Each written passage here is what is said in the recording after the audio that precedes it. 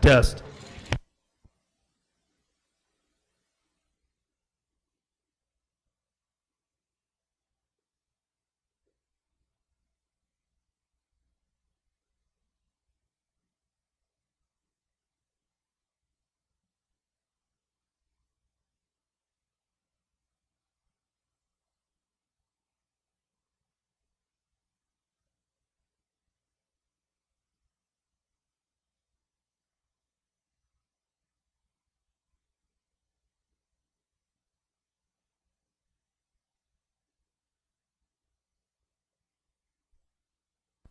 Gilbert?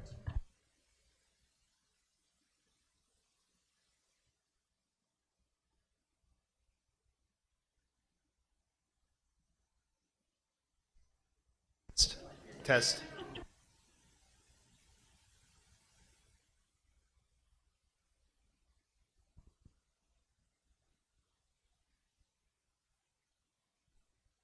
We're supposed to hear that. Check, check.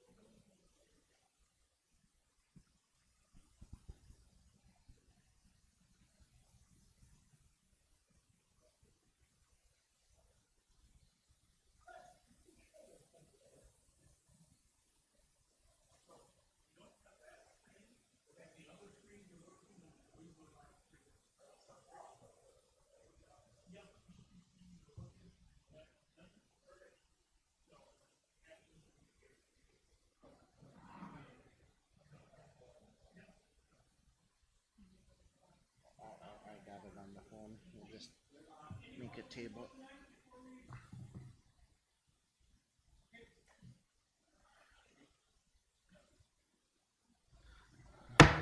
All right, I'd like to call the meeting to order. This meeting has been noticed to Evans Print Media Group, WCOW Magnum Radio, La Crosse Tribune, Sparta City Hall, Sparta Free Library. Are there any changes to the agenda? Yes, we have a few changes to the agenda. If it's okay with the board, I'd like to put 3A right after 2A to accommodate Bray Architects who should be online. And then I'd like to pull 2B and 2D for tonight as well. So is move 3A to immediately after 2A and pull 2B and 2D on the reports? Yes, that is correct. All right. With that, request a motion to adopt the agenda as presented. I'll make a motion to adopt the agenda as presented with changes. All right. Motion from Mr. McKenna. Second. Second from Mr. Schulze. All in favor, say aye. Aye. All opposed, say nay. All right. Let's stand for the Pledge of Allegiance, please. I pledge allegiance to the flag of the United States of America and to the republic for which it stands, one nation, under God, indivisible, with liberty and justice for all. All right, Mr. Russ, can you remind us of the district's mission statement? Yes, our mission statement is to educate all students academically, emotionally, socially, to inspire curiosity and resilience. Any public input, since we asked a little bit ago? I do not believe we have public input tonight. All right. With that, we'll move right into reports. 2A, the SASD backpack program.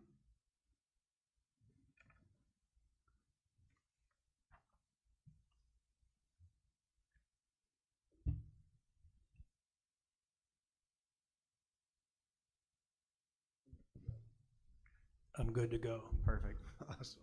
Thank you. All right. For those that don't know me, I'm Rob Prestwood. I'm the food service director, and so I just want to take a moment tonight to talk about the backpack program, the year-to-date financials. So if you want to click on the next slide, there we go. Okay. So in September, we had an ending balance of $25,288. So that's available funds for the backpack program. The donations for September were $4,363. The expenses, while they're at $813, that's for a couple of reasons. One, we didn't start the backpack program until the end of September, so I believe it was like around September 20th. And then we had 2 weeks in September. We had a little bit of inventory on hand when we started as well. And so a lot of the expenses too, because I was new in my role, wasn't really understanding how the finances worked for the backpack program at that time, and how there were some things that I did not get in, long story short, for expenses until October, and some of those were actually slid into November as well. So the most important thing here is that the ending balance for September was $25,288, and that's almost kind of like our starting point as I looked at this.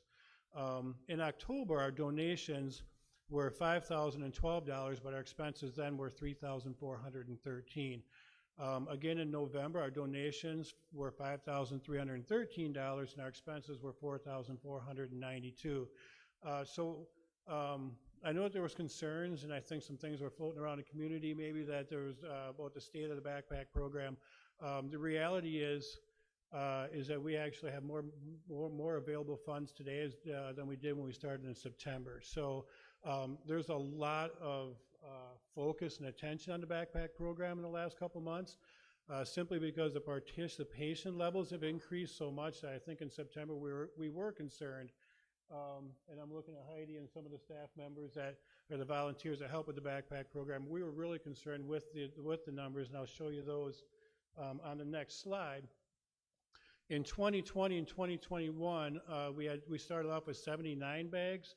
In 21 and 22, we went up to 90. Then last year was 135 bags, and so we went from 135 last year to a little over 180 when we first started this year. So we can see that program's successful, but and some of those kind of fell off, and so we're currently sitting at 177. Those bags consist of you know, a protein source, whether it's tuna or chicken in cans and that sort of thing, pouches, whatever we can find for a protein source, peanut butter. We do have like starter kits, what could be rice-a-roni or hamburger helper type things, a lot of pasta. We use Second Harvest, Hanson's IG, and Sam's Club as our primary sources for the food. Second Harvest does have a lot of vegetables that are free and that sort of thing, like corn and green beans and that kind of stuff. So those bags run between, I'm guessing between about $6 and $8 to produce, and at 177 of those a week, that's roughly $800, you know, $700 to $800 per week that we're spending on the backpack program. So there's, like I said before, there's a lot of donations that are coming in. We had probably 20 boxes just today from the the parent-teacher group of donated goods from Herman Elementary alone, and they were going to match, I think for every piece of food item that we received, they're going to match $1 to that. So that's just one of the very kind donations that we've had. So I guess if I can open up for questions on the backpack program. Thank you, Mr. Presswood. Questions from board, comments? I guess, Mr.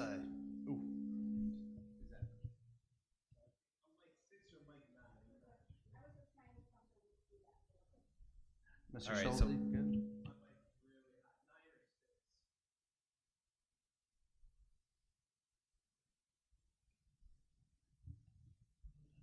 check, check. Check, check. Gonna go down just a little bit more. A little bit more. All right, Ms. Herman and again, Christy, yeah, if you could come down to the microphone just for a second, both of you, that'd be phenomenal. Mr. Presswood, no, I'm glad you're here as well. This is great. Yeah, you bet. So I guess the question I have, looking at slide 5, looking at our available balance of $27,706, that I'm optimistic about that, and I'm happy to see that. I think the concerns we had were that this was going to continue to plane off, and our funds had been seriously diminishing. The thing I guess I would ask is we need to maintain communication, that if something starts getting concerning, that I don't know however you can utilize us as a social platform.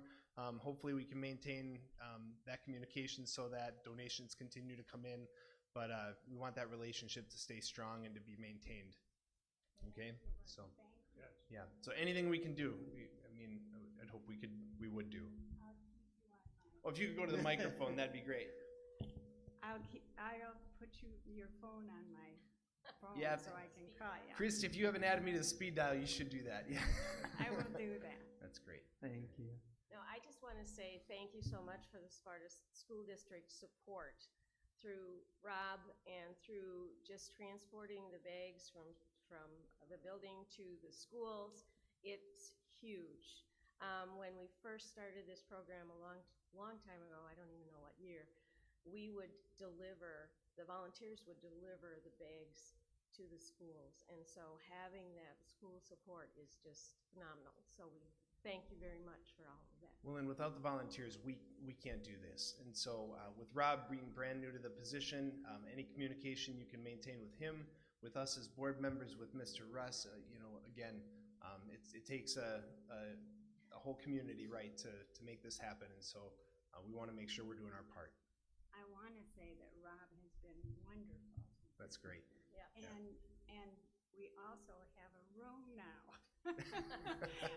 And that's very nice too. We don't have to deal with the old elevator at the old That's school, great. so. Yeah. We're Right, the ones that do all the work, you know? Right, So yeah. They're wonderful. No, the community has been absolutely outstanding in the last few months in really stepping up and contributing so much. As the word got out, when we were a little panicked at the beginning of the year, how the numbers had increased and the price of the food had increased. So we were like, but the community has just really stepped up. So that's why we're financially looking good. So thank you. I think, Ms. Lopez, do you have a question? Yes, well, I just wanted to say, Mr. Prestwood, maybe you said this earlier, but I didn't hear you say. The backpack program, if I'm correct, receives absolutely no funding directly from the Sparta Area School District. Is that correct? That is correct. It is solely funded by the generous donations of our community That is and correct. businesses, right? So I know that I want to encourage people to continue to, not just to look at these numbers and think they're fine. These are kids, they go home over the weekend and they may or may not have food available to them. So my mother's heart says, let's be generous as we can be. So thank you for everything you ladies do, and Mr. Prestwood, you as well. I appreciate you. Yeah, thank you. Any other comments? Yeah, Mr. Good. I have two questions. I don't think are probably questions you can actually answer, but I gotta ask anyway. Do you have any idea if the increase in the number of bags, I mean, would you attribute to that to be greater need, or us doing a better job of advertising the fact that this is available? I think it's two things. It's, the government has pulled, well, part of it's the COVID money has ended, and they've also, there's less money towards the school taking care of this, and, well, more towards like the food pantries. There's less money in all of these things. So you think it is need-based? Yes, yes, no question, it's need-based. And the price of food, that's why we were struggling. So, yeah. So then the other thing I'd tie in with that, you know, you mentioned that the community has been very generous in the last couple of months. And I agree. I've seen more backpack program, people selling s'mores down by the Water Street Bridge kind of thing the last couple of months than I had in previous years. Do you think that's sustainable? Will we be able to continue the momentum that you've generated for the last 90 days, or do you think it will peter off? And if it does peter off and need increases, what's the answer? We don't know. We're going by the seat of our pants. We don't have enough volunteers. We need more, but that's true of every program I've heard of. And, but it's such a people really love to give food to kids. So it's, it should continue just because people care. Thank you for everything you do. I think it's a fantastic program, and it's comes from the right place. Thank you. Thank you. Any other comments from board? Questions? Good. Thank you. Right, thank you. Appreciate it. Yep. All right, then we'll transition into that switch in the agenda to 3A. Moving that up, discussion, possible recommendation to approve a possible capital referendum and or operating referendum in April 2024. Go Mr. Russ, Ms. Hauser, Bray, Market, and Johnson, thank you all for being here. Yes, it should say 3A, discussion and possible action. Is that the slide we're on out here? No? What does it say? 2D? Now we're right on. All right. So we're two aspects, and we have Clint from Bray Architects on and Jason from Markin and Johnson with us today to answer any questions. We have part of the agenda item is the two parts of a possible referendum, a capital or a facility referendum, and a operating referendum.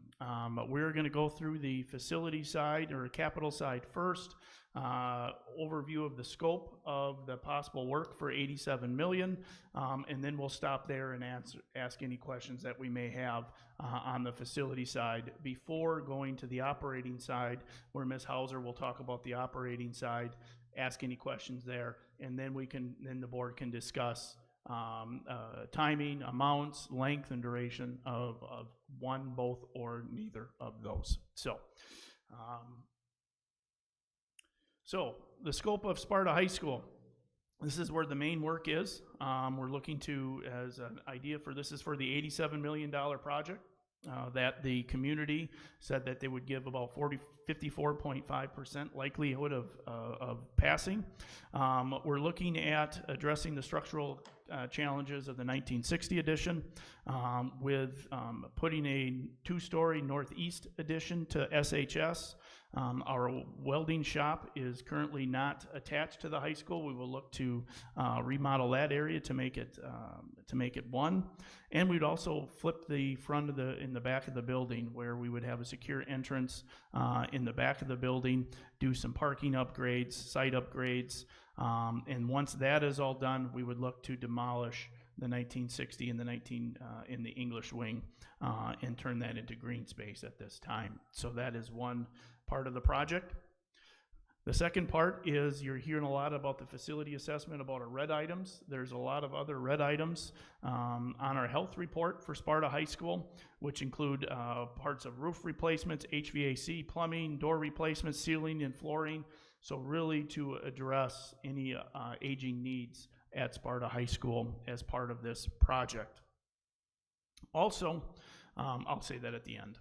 Meadowview Middle School, we're looking to, as we enter into the building, you always wonder which side do you go on, the left or the right, or the north and south. We would look to redo that entrance so that it's very clear where you go, and then we would remodel that entrance, the office area, and the safety and security, so when you walk into the building, you would walk directly into the office area rather than into an open. SHS would have the very similar thing. You would walk in, you would be closed, and the visitors would be forced to go to the main office rather than access to the building. Also with Meadowview, as with SHS, we'll be looking at the red items or the poor condition on the facility assessment health report, which is replacing sidewalks, roof repair or replacement, replace classroom cabinets, replace ceiling floors, really everything on those red items as well. And then we move to South Side. Our current South Side busing is on the road, which is not best practice at all, and is sometimes dangerous. So we would look to get a new busing area in front of the building, so get the buses off of Walrath and make that much more safe site. And we would address the red items also in Southside, which include replace flooring, cabinets, piping, sanitary sewer, storm sewer, so plumbing, and then the roof repair as well. Once again, this is all part of the $87 million scope that we asked the community on. And then we go to Montessori, and with Montessori, we're looking at the poor condition or the red items, and they're listed on the chart there. We're talking about asbestos abatement, remediation, roof repair, external brick and tuck pointing, lighting, electrical, interior, exterior, flooring, ceilings. So really giving it a really good facelift inside and out with the major building systems. And once again, these were the red items or the poor conditions on the facility assessment report. And then finally, we go to Maplewood's sales in the district office. Very similar to Montessori, very similar things: exterior and interior door, tuck pointing, plumbing, roof, asbestos remediation, ceilings and flooring. Once again, all of the red items in the facility report. So the $87 million touches every building we have minus Herman Elementary.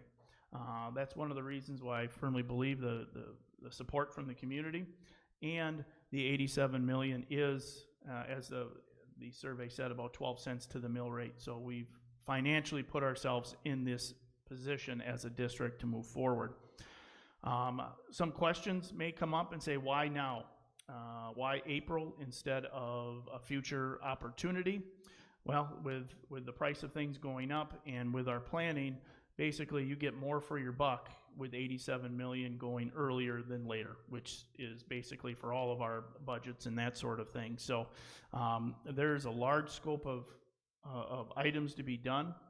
There's also a large contingency fund, and looking at today's inflation and interest and everything like that, there's other things that if a referendum is passed, we might be able to get other things: auditorium, seating replacement, tech ed, CTE, career and technical education, agri-science. The board will have a lot of opportunities if the community, if they do go forth with a referendum with $87 million, with a lot of updates to Sparta High School, and with a lot of choices. Nothing is 100% set in stone. So it's exciting. $87 million gets us a lot. It touches every building, and That's the general scope of the 87 million. Ms. Hauser, did I forget anything at all? Jason, Clint, anything else you'd like to add? Clint's with us virtually. Yeah, Sam, maybe the only thing you didn't touch on was the lockers, kind of getting the lockers up on the first floor. That was maybe the only thing you might have left out.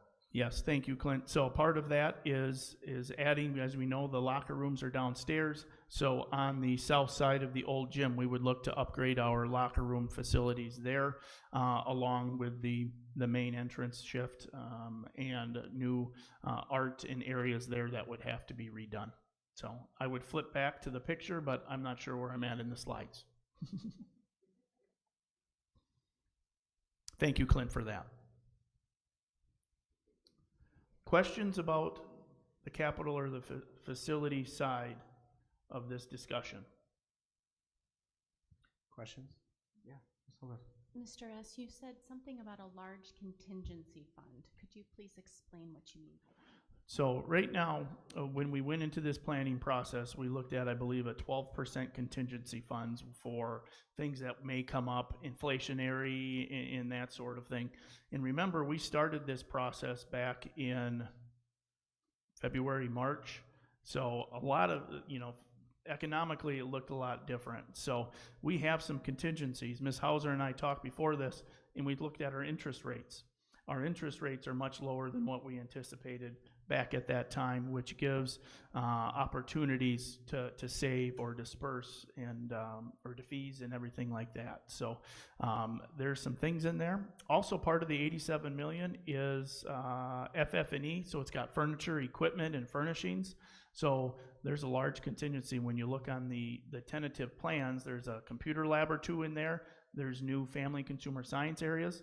That's all taken care of, that equipment as well. And so that's also part of the 87 million. So a lot of items and a lot of good for 87 million, which we're very happy that we went through that process and the survey came out very favorably, 54+% most likely to pass. And it's not like we can't go back to the facility questions. I know that Clint's online and Jason will be here, but I just wanted to make sure that we get to the facility side first if there's any questions that you know of. Mr. Russ, real quick, so 54% to the success, and that's not including the 12% undecided, correct? That's correct, but it was more like 20% undecided. 20%, thank you very much. Yes, the undecided vote. Okay, thank you. Other comments, questions? I actually do have a quick question. With the current technology that our students use, do we still use computer labs in the same way, or how do we use those now? We use them more for course specific. I can tell you that we have some classes that have specific software loaded onto those computers. We have my Microsoft Office and that sort of thing in Miss Adams's classroom because we have the transcripted credits with Western. In our old English lab, we have some technical education software that goes on there for CAD, architecture, engineering, drawings. But with our one-to-one initiatives, we have found the need for a traditional computer lab not as great. However, when we start looking at industry standard and what our kids might be walking into, it's not always just on a MacBook or an iPad or anything like that. There is specific software that we may need. Perfect, thank you. Other questions? Okay. All right. Okay. Thanks. Clint, thank you very much. I know you got to go at 7, so have a good night if we don't get back in. Thanks, Clint. Thank you.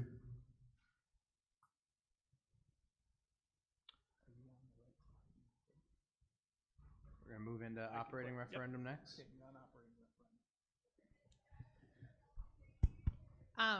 So I'm going to spend some time first going through our financial situation as we're looking to the 24-25 school year. And then I'm just going to go through a couple scenarios of if a April of 24 operating referendum were to be favorable and if it were to not be favorable, what that financial picture would look like. So to begin, we are projecting a $3.8 million shortfall for next year, the 24-25 school year. And how we came up with that $3.8 million is we rolled forward our revenue that we're using this year of just shy of $45 million. We know that the ESSER funding will be no more, so that's a reduction of $2 million in revenue. We also know, per the current state budget, that we'll be getting an additional $325 per student, which comes out to just shy of $1 million extra dollars. And so therefore, our forecasted revenue for 24-25 is $43.9 million. Going through the same process with our expenses, looking at this year's expenses, they do exceed revenue by $575,000, which for this year we plan to use fund balance to cover that difference. And looking to the expenses for next year, and looking at the most major expense variables, we know that our salaries and our benefits make up the vast majority of our spending. And we know that CPI for 24-25, which is the cost of living increase, will be approximately 4%. That equates to almost $900,000 of additional cost. We also know, based on historical trends, that our health insurance tends to increase approximately 10% each year, which equals another $600,000. Our transportation contract has built in that it increases each year in correlation with the CPI increase. So that would be another 4% increase, or approximately $140,000. And lastly, for the past 2 years, we've delayed our technology investment for both our students and our staff due to budget shortfalls the previous 2 years. To get us back on track, that would be an additional cost next year of $620,000. Together, that equals forecasted expenses of $47.8 million. When you take the difference between the forecasted revenue and forecasted expense, it's approximately a $3.8 million shortfall. This is not accounting for all of the nuances in revenue and expenditure budgeting, but really looking at those big variables that change year to year. So going to the next slide, when we look at that $3.8 million shortfall, there's really 3 options to address it. The first is we can reduce expenses. But I do want to point out this will be our 3rd year in a row of expense reduction, and we have to wonder how much more can we reduce. In reducing expenses, we really need to analyze what are our priorities to make sure that we're funding those first. And we know that anytime we look at reducing expenses, there could be consequences that may occur, especially when we continue to delay our long-range plans, specifically for our facilities and our technology. Option number 2 is we can use fund balance. We do have a board policy that we maintain at least 18% of our operating expenses as a fund balance. And I do have a calculation for that in a future slide. So we really need to look at where we're at currently and decide how much fund balance we're comfortable using. And then our 3rd option is to have more revenue, which for school districts, really the only way that we can control this is through an operating referendum. Therefore, we did test $750,000 on the most recent community survey, and it came in just over a 51% support level. What we didn't clarify in the survey is how many years we should ask for. So we could ask for anywhere from 2 to 5 years, and so that's a point of discussion. We also know that if we go for an operating referendum in April of 2024, we will have the additional benefit of Act 141 penalties no longer applying to us, or in other words, we get to increase our revenue limit up to the low revenue ceiling, which is what all the other districts in the state of Wisconsin currently have. And then the final consideration is, as we know, the state runs on a 2-year budget cycle. 24-25 will be the second year of the current budget cycle, and we don't know what future years will bring. So the next slide shows option 1, which is reducing expenses. And this is a chart that was in the annual meeting slide, just showing where we have our spending. And again, over 70% of our spending is on our staff through salaries and benefits. And so as we look at expenses, that sticks out as our major area of spending. Option number 2 is to use fund balance. Our 23-24, or this current year's operating budget, is $41.4 million. If we take 18% of that, which is our required fund balance percentage, it shows that we have to maintain a fund balance of approximately $7.5 million. Our current fund balance, our estimated fund balance for July 1st of 2024, or the start of the next school year, is $9.8 million. That's based on our current fund balance less the $575,000 we're planning to use this year. So of that $9.8 million fund balance, we know about 7.5 of it we're required to maintain, which means we can have a conversation about that 2.4 million to decide, should we use that to help cover operating costs, or do we maintain it in the fund balance account? And then lastly, the third option, again with the operating referendum, we tested 750,000. We would need to talk about how long that referendum goes for. And another consideration is that in April of 24, it has an additional impact that equates to about $1 million of additional revenue on the revenue limit. So the following slide, the impact on the revenue limit, this is how our revenue limit will play out assuming no operating referendum. So if we just stayed status quo, the next 2 years are highlighted in yellow. And what it's showing is that we have 1 more year of the Act 141 penalty, meaning we cannot go up to the revenue limit of $11,000 a student. We are the only district who has that penalty currently in the state, and we would have 1 more year of waiting out that penalty. If we received an operating referendum, that penalty would go away, which is what I'm showing on the next slide. And so if you look at that red circle, it's showing that we could go up to the $11,000 right away in 24-25 with a successful operating referendum. And what that would equate to is nearly $1.9 million of additional income. $990,000 that we would get either way, and an additional $1 million for the release of that penalty. So the next slide shows, again, the $3.8 million budget shortfall.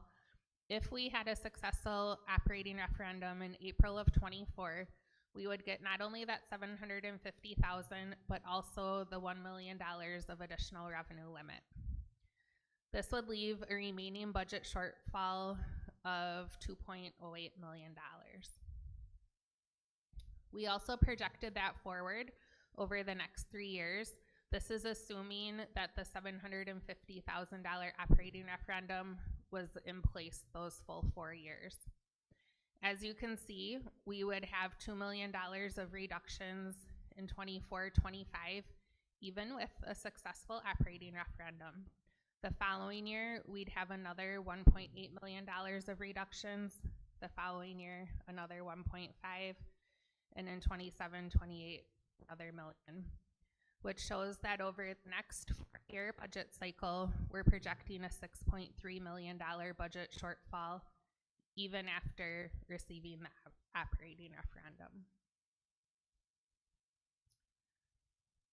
So in summary, we're looking at a $6.3 million budget shortfall with only the main variables that I commented on in the beginning of the presentation over the next 4 years. We have approximately million in fund balance that's available to use, that would bring us right down to a fund balance of 18%, which means we would have 4 million remaining in reductions over the next 4 years.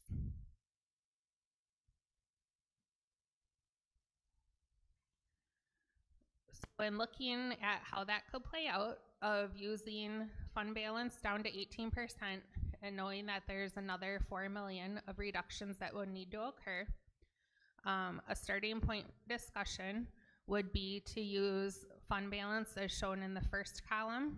So we would spread it, the use of it, over the next 3 years. And then the reductions would be approximately $1 million each year for the next 4 years. Again, these variables will change and we'll update them as we go through time, especially with new biennial budgets, changes in enrollment, changes in known factors with our expenses and our other revenue. But as of this time, this would be a scenario to discuss.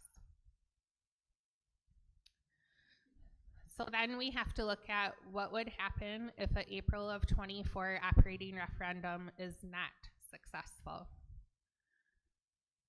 So the impact on the revenue limit would be the same as if we did nothing, meaning that we would still have that Act 141 penalty for the 24-25 school year, or instead of getting an additional 1.9 million of revenue limit, we would only get the 990,000 of revenue limit. So waiting till the following operating referendum, we would be out that $1 million due to the penalty. So on the next slide, this shows how that would look. And so what I'm showing is that to make up that $1 million, if we were to go to operating referendum again at a later time, we would need to ask for $1.7 million to come out at the same place as a 750,000 operating referendum could get us in April of 24. So we would need to ask for $1 million more to be at the same place we would be asking for 750,000 this April. And where that plays out over the 4 years is the same budget shortfall as in scenario 1. So this is showing that we would have to ask for more later to come out at the same spot 4 years from now. So again, the summary slide is the same in what the 4-year budget shortfall is projected, the use of fund balance, the reduction in expenditures. The difference isn't the total, the difference is how we get there, which is shown on the next slide. So if you recall, with a successful April of 24 operating referendum, we can spread our fund balance over multiple years. We would argue that with a failed April of 24 referendum, there would be such a large amount of budget expenses reductions that would need to happen in 24-25 that it wouldn't be realistic, and we'd have to use all of fund balance that year, which would create for 2 very large years of budget reductions right away with 2. So with the April of 24 operating referendum, we could kind of spread it out over 4 years. If we were to have to go to referendum a year later, the reductions would be weighted much more heavily in the front of those 4 years. So in summary, when we're talking about the referendums, for the operating referendum, we'll need to think about how many years we ask for, but also stressing how important it is that this operating referendum, that we put our best effort for it being successful in April of 24. Are there any questions? Go ahead.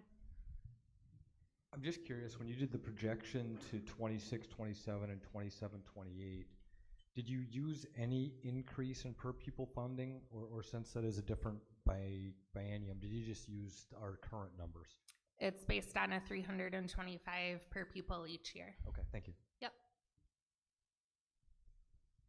Yeah, Ms. Lopez? Ms. Hauser, as I'm looking at that though, you're projecting an increase of 325 per year. Correct, And but that's- also an increase in the same expenses, salaries, health insurance, and transportation. Yes, I'm saying, but it is possible that in the biennial budget starting 2026, that they would not give us that 325 per pupil increase. Is that Absolutely. correct? Okay. I thank you for asking that because I do want to be very clear that there is a lot of estimates in these numbers, and yes, So it is absolutely. possible that these projections are conservative in a positive way, and it is possible that they could be worse. Absolutely. Yep. This is very high level forecasting based on what we know today. Yep.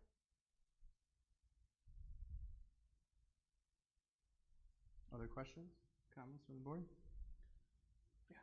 Yeah, so Ms. Hauser or Mr. Russ, based on your projections then, with the operating referendum, what would be your recommendation from an administrative level of how many years you'd like to see the operating referendum go out?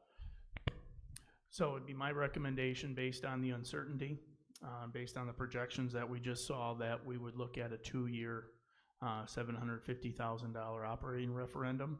The reason why it's 2 years, because next year, in 2025, we'll be getting a new biennium budget, and there's a lot of variables there that we could maybe look into.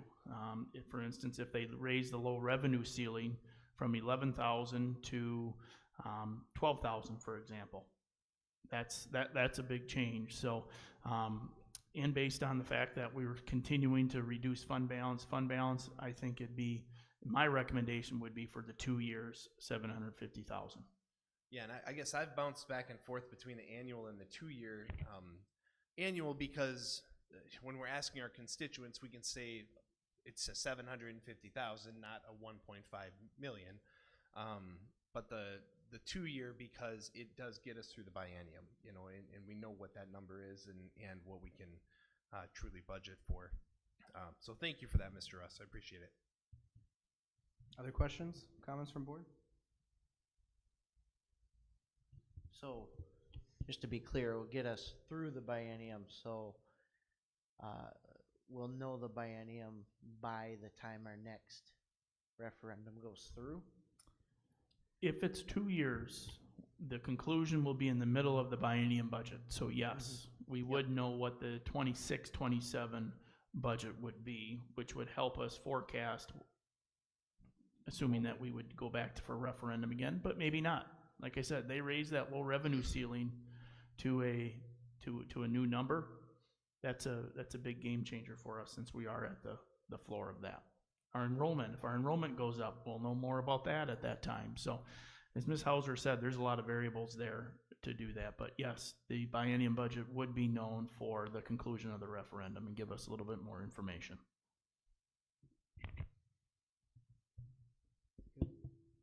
More questions? Comments from board? So 2 years would end our referendum in the middle of the current biennium, no, the 2025 biennium budget. Why would we not want to go to the end of that budget? And because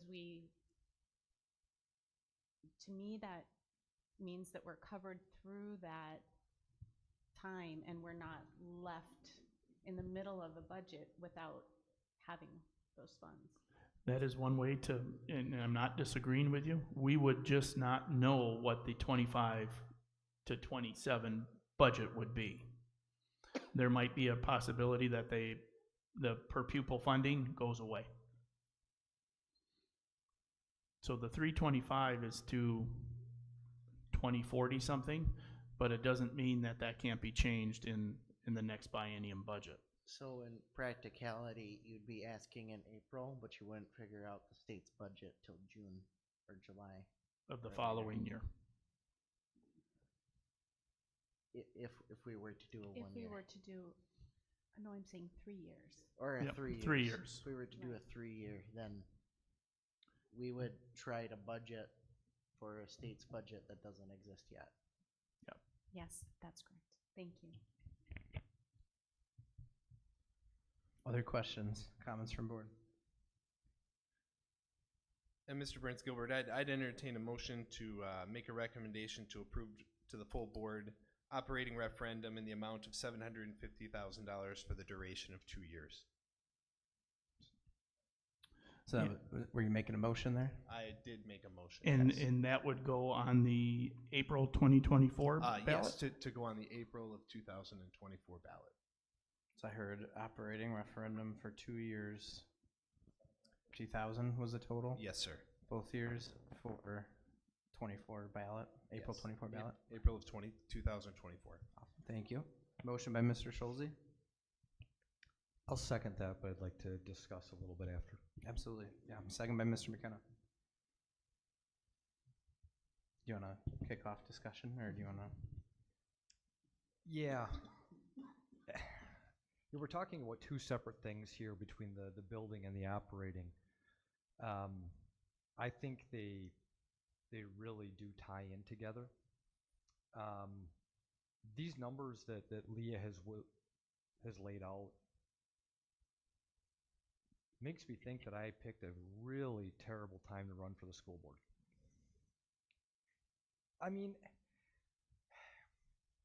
we just got over sitting up here going through the pain of making cuts and choosing what positions are more important than other positions and pitting employee versus employee.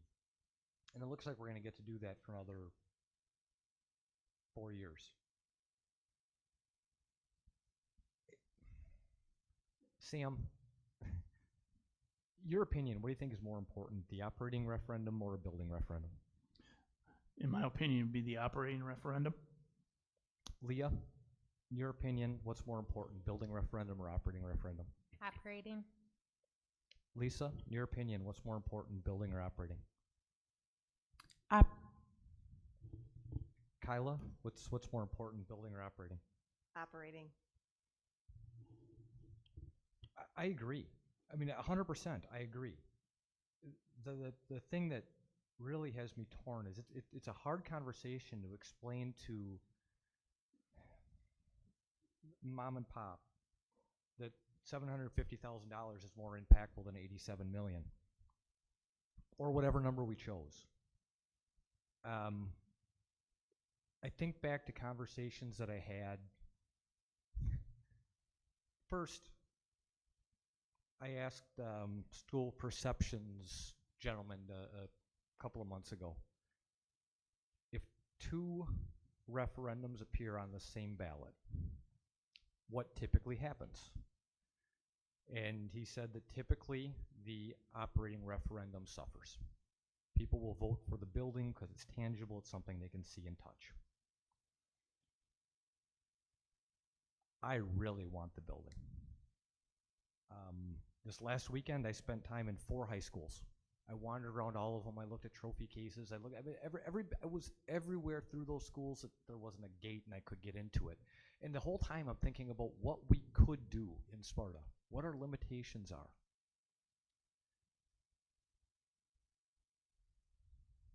But I don't want to gamble what we absolutely need for what I want. If the programs that we've impacted so far have had, there's been pain. You know, we eliminated the EDGE program. And I have to think that affected test scores in the middle school. We adjusted pods, and I'm guessing that's the same thing. But those are the easy cuts. If this operating referendum fails, and we have to do an additional 1.9 on top of, or we have to spend all of our fund balance in 1 year, how long does it take to accumulate that fund balance? I'm not comfortable gambling. I am 100% all in on what Tony's saying, 100%. But I think we should end it right there. I'm comfortable after the operating referendum passes, and with momentum, with focus, with us being pinpoint on charge at one thing, I think we can get that passed. Then we go back for building. I had somebody tell me it's really stupid to build a football field and close a school the same year. And I know it's 2 buckets. I know it's different. We all know it is. But fundamentally, it's dumb. If our operating referendum fails, we're going to be putting shovels in the ground and firing teachers. It feels wrong. I want to do everything possible to impact the kids while I'm on this stage. And unfortunately, the impact of a passed or failed operating referendum is seen today. Building referendum, we see 3-4 years down the road. I know we have need, and I sure as heck have want. I'm okay with putting that want off until the need box is checked. Thank you, Mr. McKenna. Anyone else want to follow up with thoughts? Respond, questions, comments?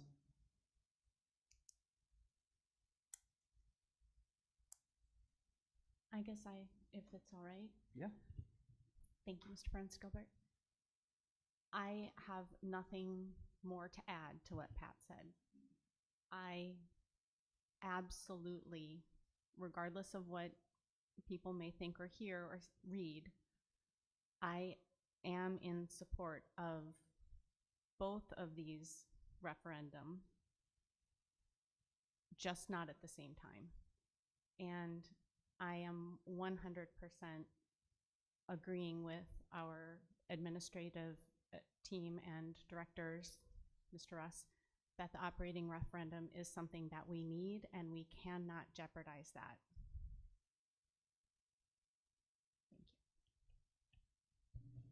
Thank you. Thank you. Any other comments, or we can entertain a vote for the motion on the table?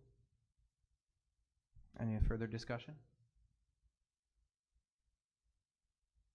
All right. With that, we go into roll call then. Wendy? Ms. Lopez? Yes. Mr. McKenna? Yes. Mr. Schulze? Yes. Mr. Wells? Yes. Ms. Behrens? Yes. Mr. Burns Gilbert? Yes. Motion passes to move to the full board, 6-0, 1 absent. And that was for the operating referendum. So should we talk about a capital referendum? Continue that conversation at this point. Had a couple good thoughts from Mr. McKenna, Ms. Lopez. Conversations or entertain motions in that direction at this stage. I'll start. Abraham Lincoln once stood upon a nation that was crumbling in his fingertips. And he said, "I am an optimist because I don't see a point in being anything else." We have an opportunity here to fix things that are broken and find solutions to problems that we have.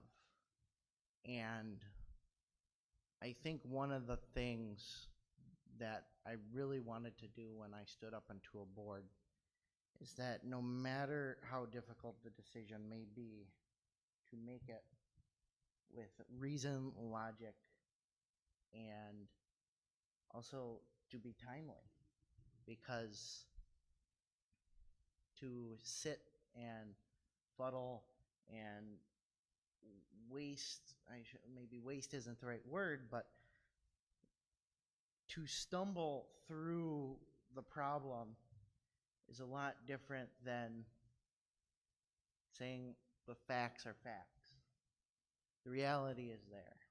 A survey shows that even with our undecided saying no, we have a 51% pass and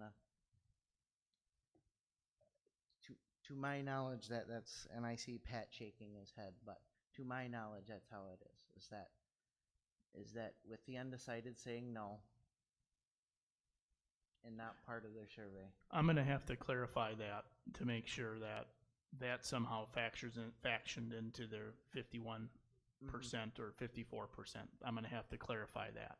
Because I'd assume is that if they didn't include them, if they wouldn't give you 1/3, they would automatically give no to the 2/3, right? Because if they're going to take a survey, they're likely going to vote. That's besides the point. When people also say the world is your oyster, where that came from was a Shakespearean quote where they say, "For now, for which I will drive my sword through." I believe that as a board, we need to take action, and that is what I do. Thank you, Mr. Wells. Any other comments?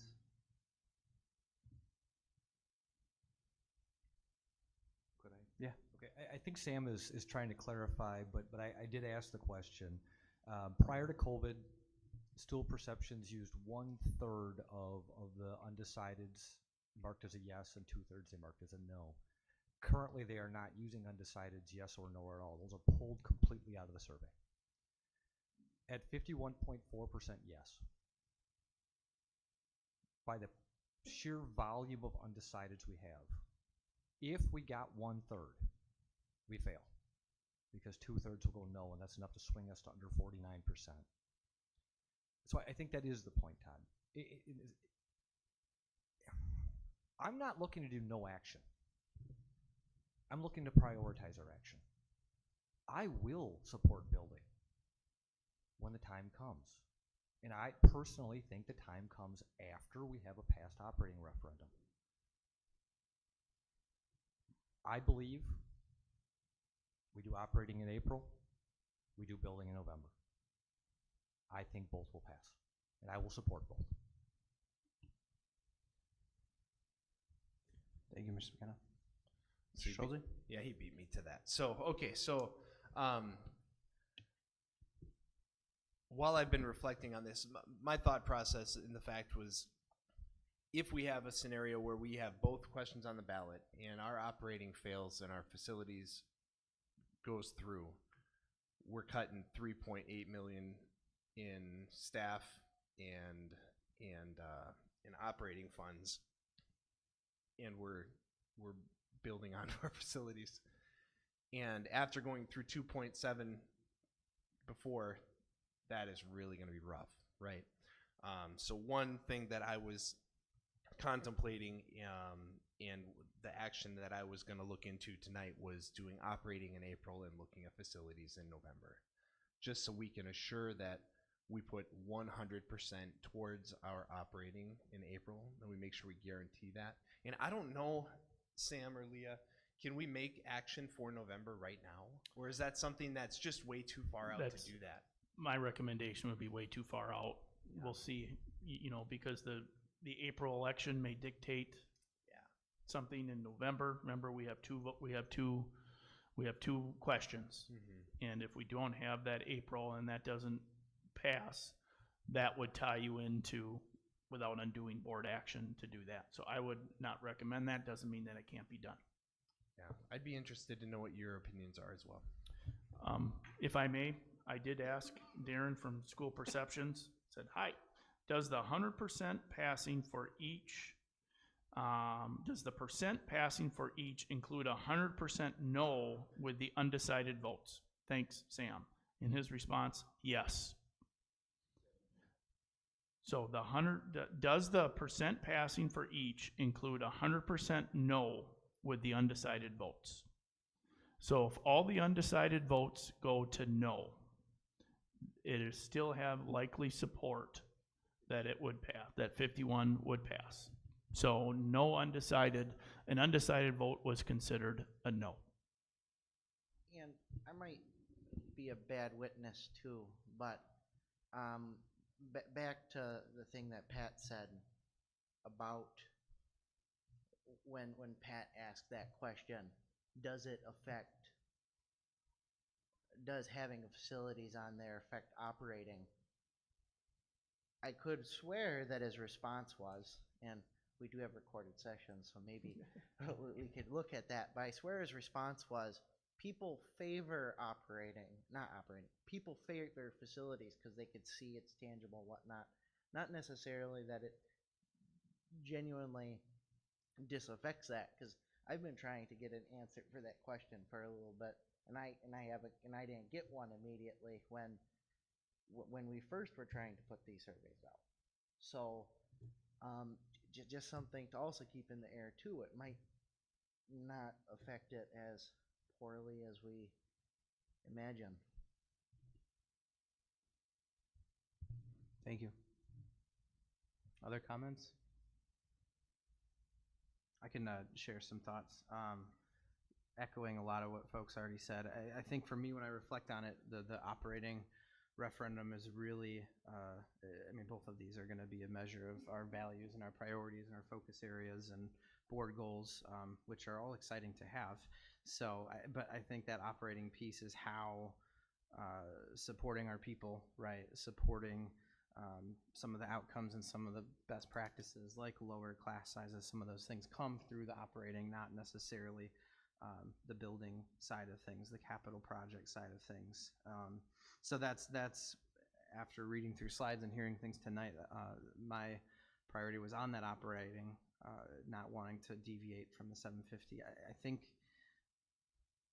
I'm torn either way. I just worry that we've seen the photos of the conditions of the rooms and the old part of the high school, and it's not great, right? Like, people shouldn't have to work in that or learn in that, and so I worry if we push it into, what did you say, November? I forget, there's August and November, right? Like, are we then taking a $10 million fix and it becomes a 60, 80, right? Like, I know we got those reports saying 2 of the 3 firms said the roof was good for winter and snow. So that's the biggest red flag for me on waiting until later in the fall. But I'm really confident that we would be able to articulate those needs even better maybe, and maybe push some of that support closer to some of the some of those other really needed projects as well that didn't come through for the support above the 87 million. So I wonder if giving more time, giving more strategery there, especially the focus areas conversation, weaving that in might be the route to go. And I'll decide when Wendy calls my name. Ashley, do you want to say anything? Good. All right. Anything else to contribute? Yeah. If I could just say one more thing. I really feel as though this is our opportunity as a board to really build trust with our community, showing them that we are asking only for what we really need. Yes, there are needs for the facilities, no doubt. I want our facilities to be stellar. But taking the small steps, continuing to build trust. As I expressed in our workshop, I feel as though sometimes we surround ourselves with such positive energy, and we have Mr. Russ always, you know, go Spartans, and we have such great educators and administrators and students and families.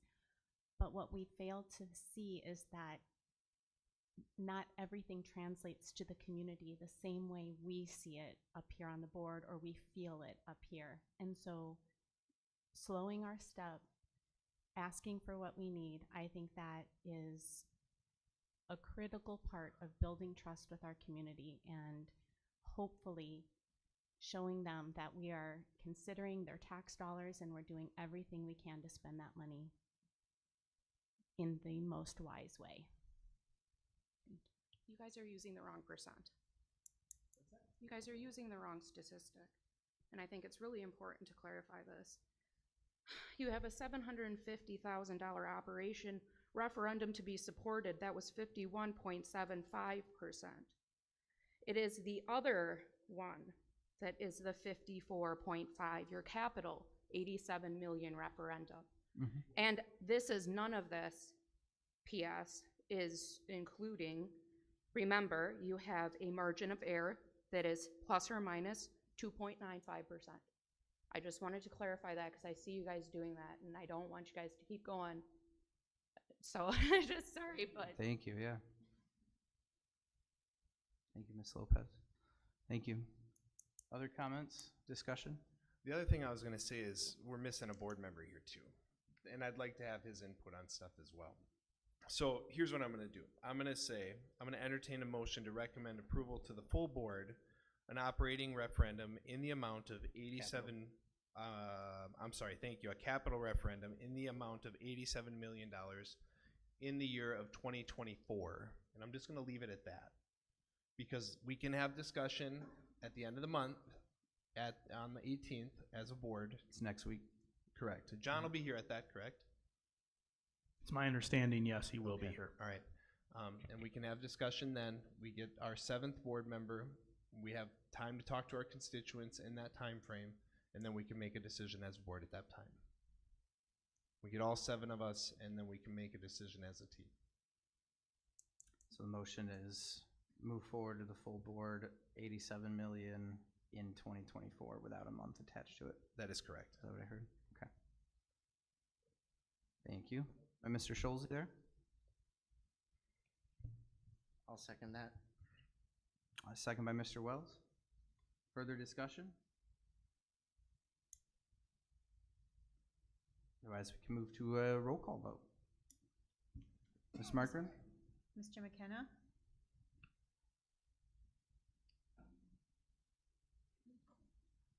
No.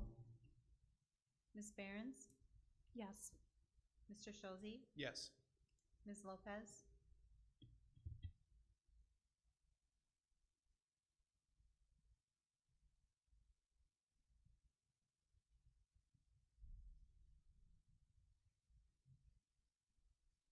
Yes. Mr. Burns Gilbert? Yes. Mr. Wells? Yes. All right. Motion passes to the full board, 5-1, 1 absent. Thank you all. Great conversations. We're gonna move back, I believe, back up to reports, unless was there anything else, admin team, you needed action on for that conversation tonight? No, we will plan on bringing some sample language based on the information we had today from Quarles and Brady. It won't be an actionable item, but we'll have that as part of the discussion and that sort of thing. If the board officially votes a week from today about both or one or the other or none, we don't have a resolution. But if it's 1 or 2, we will have some sample resolutions ready, but they will not have to be approved to the middle of January. So just to give you an idea, but that wouldn't be an action item. We didn't want to bring it here tonight just in case, we didn't know what we were doing. So. Yeah. All right. Thank you very much. All right. Reports 2C. How to read your tax bill, I believe. Ms. Hauser? Yes, thank you. So each year I give a board presentation on how to read your tax bill. This year I am recommending taking it one step further. Thank you. I gave you each a handout that I plan to put after this meeting, pending any feedback, on the district website, and also email it to each of our town clerks so that all of our municipalities have a copy of it as well. If you also have any further ideas for distribution, I would be happy to have those. And then finally, I plan to write a letter to the editor telling people that they can go on our website to find the handout as well. And the goal of this handout is to help teach our taxpayers how to read their tax bill and understand the school district's role in their tax bill. For anyone in the audience, there are a few handouts in the back if you would like to grab one.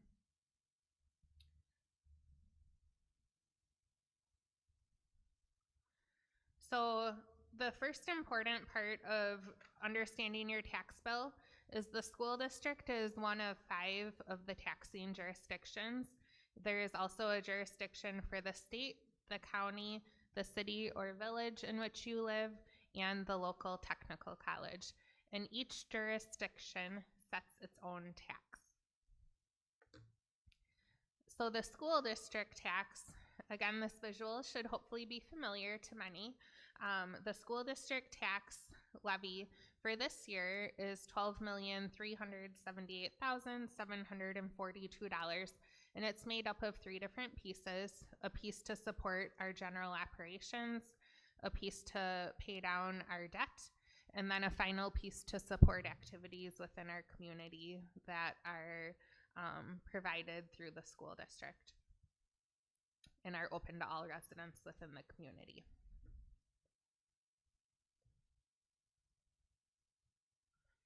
The school district tax levy is apportioned to 14 different municipalities, and the way that it's apportioned is based on the equalized property values.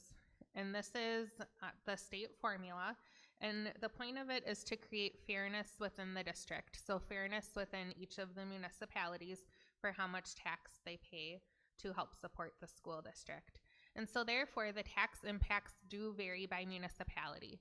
So if you live, for instance, in the city of Sparta and you're talking to somebody who lives in the town of Sparta and you're talking about your school district tax impact, please know that even though the mill rate applies to all, the impact of that mill rate on each tax bill will vary depending on where you live within our district. Mill rate is a way that we can use common language to talk about the tax impact, and that is determined per $1,000 of property value. The chart on the bottom of this handout shows the historical mill rate for the past 5 years in the school district.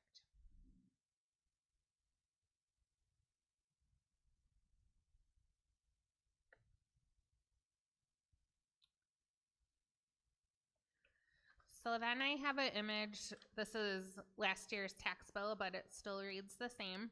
And the image has different labels on it for the different major variables of the tax bill that go into understanding your school district tax levy. And then there's descriptions of each of the variables in the narrative. And then the final piece is the calculation of how to calculate your mill rate. So the mill rate is the number that we talk a lot about in our annual meeting and through different board discussions, but it's actually not printed anywhere on the tax bill, but you can calculate it off of your tax bill. So that calculation is provided. And then the other point to make is on the bottom of your tax bill, this is a new section that was added a couple years ago, and it's disclosing any voter-approved referendum that increases your taxes. The total additional taxes is not the additional taxes for this year, but or on this tax bill, but it's for that referendum that was approved, the remaining tax impact.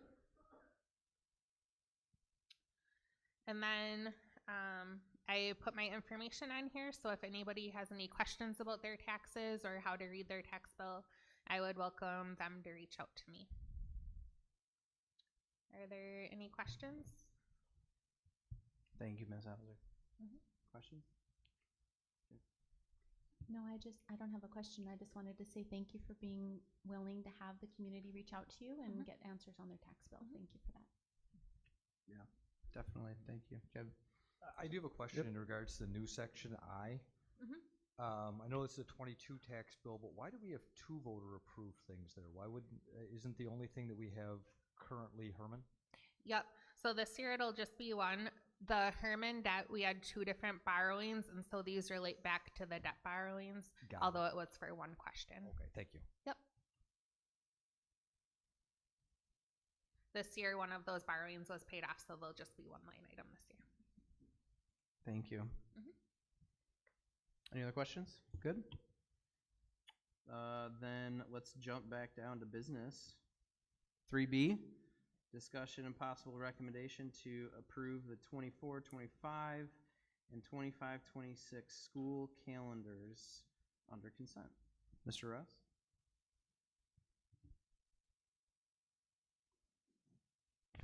All right, attached in board docs is the draft calendars for 24-25 and 25-26. We did get a team of teachers, of staff together, mostly certified staff, and work through this process.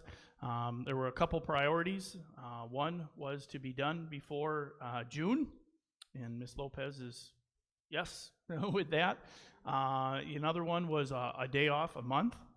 Along with that, and is to, one of the things we both sides agreed is learning in August is better than learning in June, and that sort of thing. So taking a look at that, we did propose, and they well received, 3 days in August. This was even before an initial proposed legislation that this would be able to do. But these 3 days would not count towards the DPI required minutes or hours of instruction. They would be considered summer school. So nothing changes on our end. It's still part of the teacher contract. We're still busing kids. We're still feeding kids. We're actually, that we're planning on, but we could count this as summer school enrollment for that. And this is all assuming if we had a successful capital referendum, that's one of the things that allows school districts to go in and actually count DPI minutes in August if we wanted to move that forward, but that's a different discussion. But both calendars are very similar. We did have 1 day of professional development that we took off the front end and put it in January. So January, in the middle of January, is a day off for kids, but it is not a day off for staff. It is or certified staff. It is a professional development day. We did add another day of instruction. This year we had 176 days, and now we did add a 177th day, but we did take a professional development away for that to kind of balance the required minutes for the DPI and making sure that we get what we needed to get done educationally.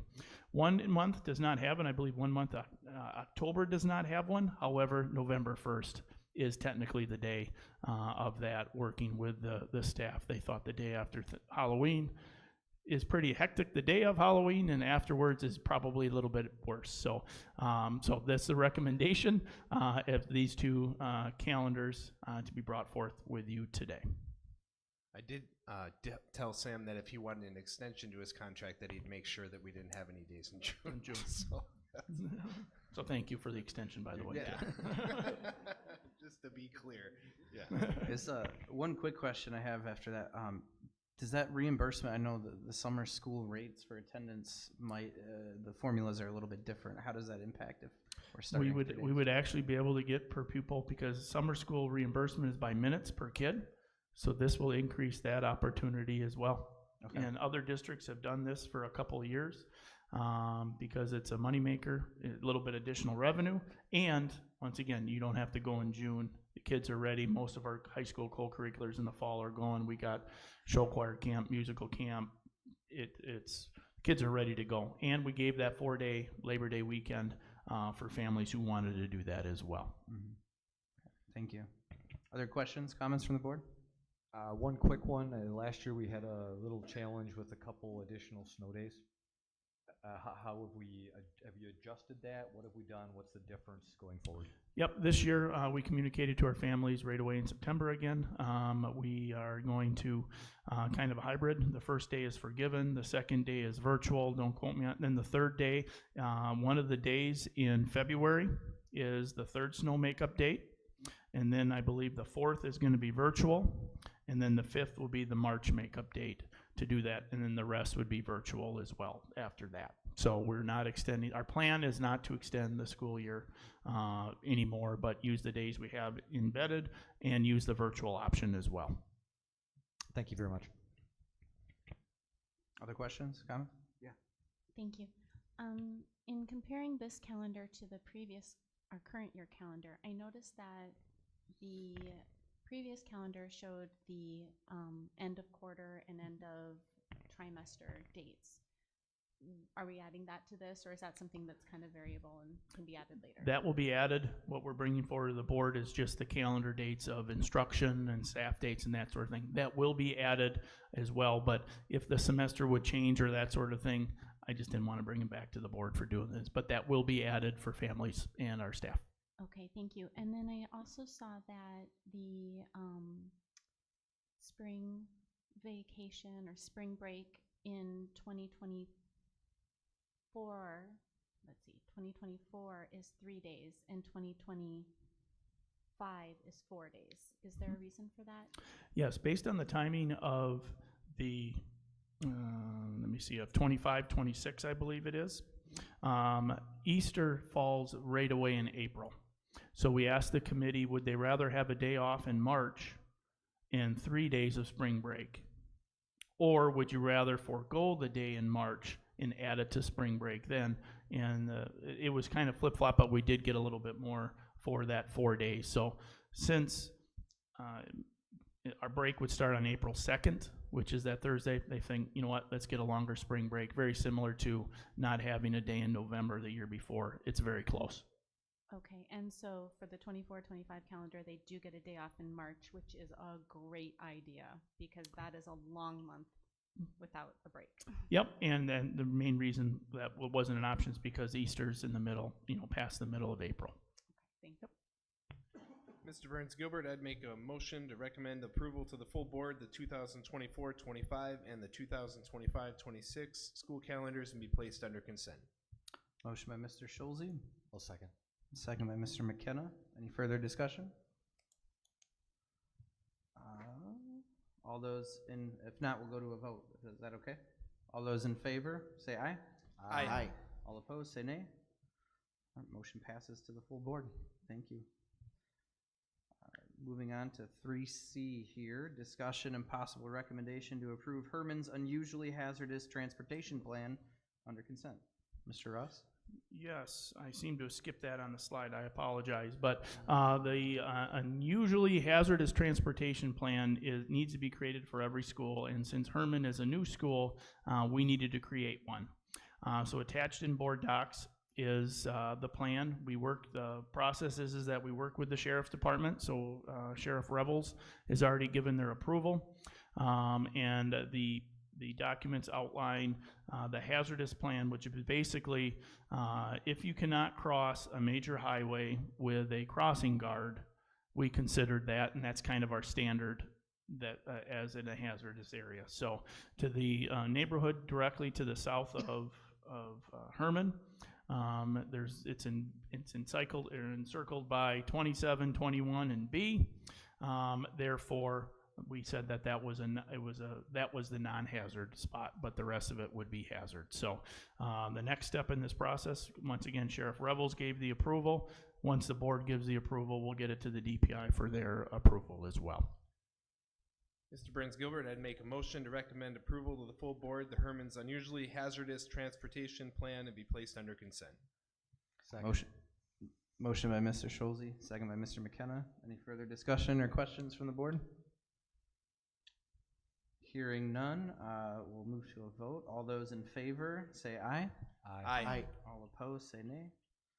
Motion passes on to the full board. Thank you. Thank you, Mr. Russ. Moving on, 3D, discussion and possible recommendation to approve new courses for Sparta High School under consent. Good evening. Mr. Ford, yep. Thank you, thank you. Good evening. You've got the slides there. We have Lori Hagan with us when we get to the EL course, and then I'll be speaking on behalf of the other courses for the other teachers. But talk through a couple of these. This is the first time we brought classes to the board. In the past, that has not been part of our board policy, but we're excited to do that tonight. So a couple things before we get going here. I've got it on the slide for you and in board docs that all these classes have 1 credit per semester. Important to remember. Everybody kind of does that a little bit differently at each school, unless noted. So the EL course would be half of a credit for the semester, and we'll talk more about that as we get to it. This is part of the start of our registration process at SHS, which includes 8th graders and then up through 11th graders. And that process starts at the end of January and goes into early February. It's done online. As the students sign up for classes, then we start to figure out what classes we'll be running and all that process. So the first one I'd like to bring is on behalf of Cammie Schneider. And Cammie is proposing a tenor and bass choir. And this is kind of a switch or kind of a flip-flop. So therefore, she'll be getting rid of, mixed choir, thank you. And if you'll see there in the first bullet, we have tenor, bass choir, treble choir, chamber choir, and vocal jazz. And chamber and vocal jazz will continue to be our auditions and mixed groups. And then treble choir and tenor and bass choir, which is being proposed, are non-auditioned ensembles. So there's really no switch to the cost for the district or the building, nor to the schedule for Ms. Schneider. but a new opportunity for those in the lower vocal range. Any questions on that proposal? Yes? Has there been a lot of interest in like a tenor-based choir? Yeah, that's the interesting thing about this process is that interest is based upon the students that you have in front of you right now, right? Right. But scheduling is a whole nother bear. So we put it out there, kids sign up for it, and then at times we decide if that class is going to run or not. So we try really hard to run the classes based on what our students are interested in. But yes, there is an interest for this class at this time.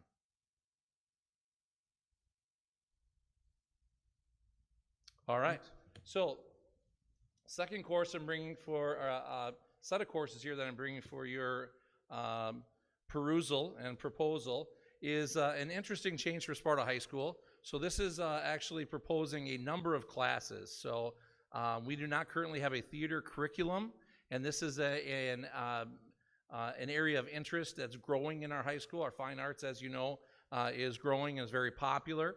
And we're proposing, this is Cammie Schneider again in the music department, but we're not exactly sure where these classes are going to live yet. They can live in some different places based on licensure and all that kind of stuff. But we're proposing getting on or in our course handbook for the opportunity for our students to sign up for acting 1 or 2, theater production, design and design 1, theater production, design 2, musical theater, and improvisation. So this is going to come with some changes to our building. So please note that we'll work through space concerns and issues. Maybe concerns is too strong a word, but we'll have to use space differently. The band room, the choir room, and the stage. There's going to be a budgetary cost to bringing these courses forward, some of which is known and some which is not. So textbooks would be one of those costs. And then a possible cost is this could include all the way up to a 1.0 FTE addition to the high school. So depending on how we run these classes and based on interest and students signing up for them, we'll dictate, like I was just talking about, which classes run at which time, and then how many of these classes run in a given year versus running them over a course of a 2-year or possible 3-year cycle. And that's no different than any of our other classes. We revisit those same conversations in all of our areas. So tech ed, for example, we talk about are we running engineering this year, next year, 1 and 2, etc. But I just wanted to note that this is a little bit different than the other proposals because we're talking about multiple classes and we're talking about an additional cost to the district. But I do feel it is the right time. It is a very interesting area of growth in our building, and we're going to know more about the interest after we have students have the opportunity to sign up. Any questions on the theater curriculum proposal? Yeah, go ahead. Do you know if there are other districts in our immediate area who have a theater curriculum? That's a great question. I'm not aware of any other district, at least offhand. If they do, it's probably not more than 1 or 2 classes. Thank you. Yep. Our middle school does have a theater class as well. Other questions? Mr. Ford? Yeah. All right. Ms. Hagan? Our third proposal is, once again, comes with an asterisk also, and I noted it there for you. I hope you saw that. And let me give you a little context here, and then I'll let Lori talk about the importance of this class since she works directly with our EL population, which is growing. Number one, the classes that I proposed here are all for next year. I would like to, because I think the importance of this class, and we've done a little preliminary work behind the scenes, that we believe that we can rework some schedules for our students to get this class up and running for second semester. And we think it's that important. So what we're talking about here is adding a structured study hall for our EL students. So right now the students come to Ms. Hagan and Ms. Hernandez, our EA, Yorette Hernandez, and they come to their space as needed, and then we push into the classroom. So I'm gonna let Lori talk a little bit more about how this program will be set up. Hi, thank you for having me. So basically right now, Ms. Hernandez and I have 59 students because we gained another student about 2 weeks ago. And so the way we're doing things right now, like he said, we're kind of pushing in. Students are coming during study halls, or if they're taking tests, they come for additional support. But at one time, we will have roughly 15, 20 students coming from different grade levels, different classes who need help with lots of different things at the same time. So I've been brainstorming and luckily networking with other people too at CISA, and found out that in Holman, they have something similar to this, with the exception they do it by proficiency levels, but I want to do it by grade level because that way I could have, for example, all the freshmen with me at one time that are my EL students, and then we can teach language through the content, so they're core classes. So, you know, there's science, math, social studies, and English. And it just seems like it'd be more sensical and just a lot more organized. And then we could also work with content area teachers more closely, and then also front load ahead of time, so we're more prepared versus more reactive approach, like, okay, you have a test today, which class is it in, you know? So having a little more foresight and collaboration. And that would be for 9th, 10th, 11th, and 12th grade. And it would be by semester also, so it would be half a credit per semester, because there's kind of a little bit more of a component of, instead of just a study hall, they would be coming in for additional support, activities, more expectations in a way, just because it's important to build those relationships first, and then in addition to that, giving them that structured work time as well. Thank you. Questions from the board about the EL? I do have a question. So I tried to look it up in Holman's course book. Yes. I couldn't find numbers on all those pages, and 105 was really Oh far yeah, down. it was kind of buried in there. Yes. It was. So do they provide a course credit or half a credit for their? I believe they do. Yes. Do they? Okay. Yes. I think that's very valuable to those students as well, as they learn not only a new language, but learn their core classes in a new language. Absolutely. So, great. Thank you. Other questions, comments? Thank you, Ms. Hagan. Thank you. Appreciate it.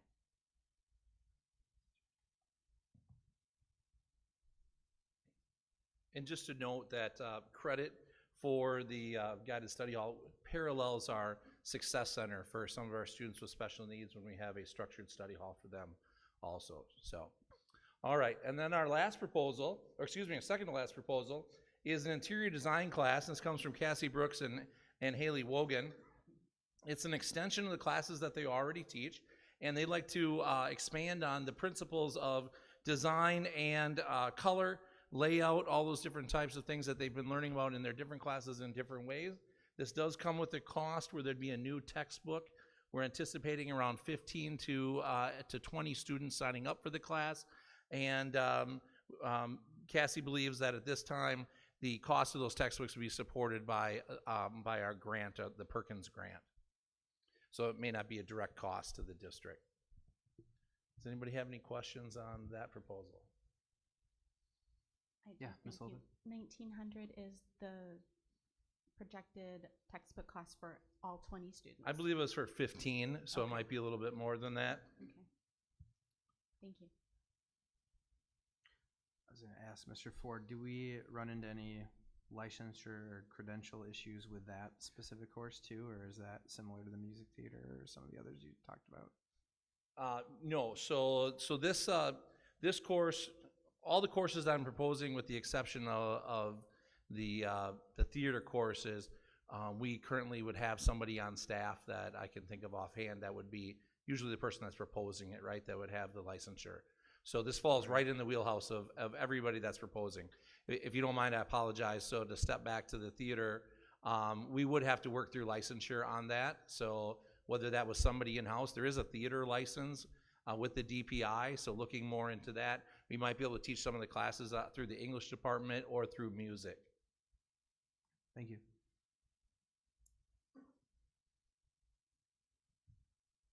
All right. Next one. And our last class is a little bit of a blast from the past. So dual credit, meaning that a student would take the class in high school and get college credit for it. So this is a little bit different than the AP route, which is you take the class structured like a college class at the rigor and pace, but then it's up to you to decide if you want to take the AP exam. The AP exam then, you need to score a 3 or above for most colleges, or for all colleges, 3 or above. And then they get to decide what those credits mean to their institution. So for example, you take the AP test, you score a 4, and then you, depending on the college you go to, they decide if that's a gen ed credit or if that fits into a specific US history class, just like in this example, just like the AP class that you took. This is a little bit different, where you're going to sit in the class for a little bit longer, so actually twice the amount of time. We've got, if you take US 1 and both the US 2, we're proposing to put both of them into our course handbook, even though for next year we'd only be running US 1 first. So right now, if we look at US 1, we're looking at almost an exact swap for AP US. So what this means is we would not be running AP US history, we'd be running US 101. And John Tometz would be licensed to teach this because he has a master's in history. He's taught it before. We did this through Richland Center back in the day. So if you read through there, I didn't try to confuse you, but we talked about Oshkosh and talked about Richland Center at the same time, just to give you a background. So then what happens is the student shows proficiency in the course or passes the course, they end up with the college credit. And those are through the UW system, they're through UW Oshkosh. There is a cost to these classes, so, and actually they're quite reasonable in this example. With Oshkosh, they're keeping to about $315 for a 3-credit class. So the student is getting the college experience, they're of taking class with rigor and pacing, but also at the same time with the opportunity to earn the college credit.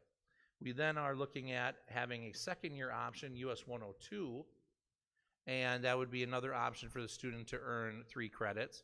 And in that class, if you completed 101 and 102, we get into a little bit of a time crunch when it comes into requirements for social studies at the high school, but what we are confident that we can do is SHS would be awarding a government credit, U.S. government credit, if you completed US 101 and 102, because in there we believe that we can hit all the standards for American government. So, Thank you. questions on this process? I see a couple coming my way. I love that this one's coming back. I was the last one to take one. I was the last group to take 101, and for whatever reason, there was a law change or a rule change, and I'm happy to see that the law was changed in the right direction that allows us to support our students again. So, thank you. So real quick, the past history is the law did change, and the university system said you needed a master's across the board. Early college credit came in, so the rules did change at that time, because we used to have a lot of these types of credits taught through our instructors, but Mr. Tometz was one of them, so this is connected to a teacher with a master's in history in this case. So if Mr. Tometz, he's going to be with us for a while, but if this continues, once he decides that I don't want to teach this class anymore, we would transition back to AP, because we just, assuming we don't have the teacher with a master's. Yeah, we don't try to build programs or systems around a teacher necessarily, but in this instance, we need to have that person with the master's. The paperwork I provided you, or if you saw at the bottom there, his application was pending at this time. Today, we did hear back from UW Oshkosh, and they have looked at his credentials specifically. The head of the history department, who is the person that he'd be working closely with to align the class to make sure that it is worthy of being called a college class and getting credits, has said that they are willing to use the words provisional approval at this time. They don't anticipate any issues, but they'd like to go through the process, and one step in their process is actually meeting each other. So since that has not happened yet, I'm pretty confident that Mr. Tometz's credentials stand on their own. There is a cost for students. Like I said, I just want to make sure that everybody's aware of that. There's a reduced cost for those with on free and reduced, and you can take the class without taking it for college credit. So you can sign up in both ways. Ms. Lopez? Go ahead. Thank you. So do they have to make that decision at the beginning of the year? I believe UW Oshkosh allows you through October to drop the class or maybe not pay, if that's how you want to look at it. So I'm not sure exactly the time frame that we would have to, about what happens, just like the AP test, we would collect the dollars at the high school, and then we would make the payment to UW Oshkosh. And from what I've been told, this CAPP or CAP program that Oshkosh has been running, this dual credit program, every other high school that they work with does it exactly the same way. So a student could say yes at the beginning, write their check, and get a refund. And then depending on whether we're holding those funds or whether Oshkosh is, we'd have to work through that. Or they could say yes and then say no, or possibly say no and then say yes. I love the possibility of offering a college credit for $35 per credit. I mean, that's incredible. But if the student opts to take it for credit and then does not perform as well, does that become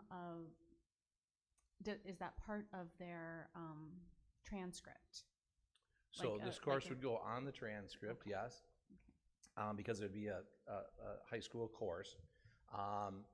There is nothing that I can think of, and Sam might be able to correct me on this, but I do not believe that we designate whether they get a college credit or not. Our transcript designates what credits you earned through SHS classes, if that answers your question. I guess I wasn't very clear. Does it become a part of their college, their transcript at UW?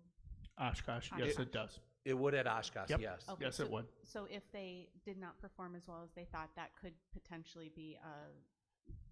Yep, the less students than need to know positive ahead of grade. time that Right. this, just like whatever's gonna be on their high school transcript, most likely will be on Oshkosh's transcript as well. Okay, Absolutely, yeah, but that would I'm apply sorry. to only a student that would go to Oshkosh after this.